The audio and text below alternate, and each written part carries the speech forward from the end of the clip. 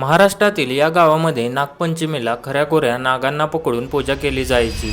पहिल्यांदा या गावचे नाव श्रीयालय असे होते। छत्रपती शिवाजी महाराजांच्या काळात या परिसरातील 32 खेड्यांचा महसूल येथील भुईकोट किल्ल्यावर जमा केला जात होता, म्हणून या गावास 32 शिराळा असे नाव पडले।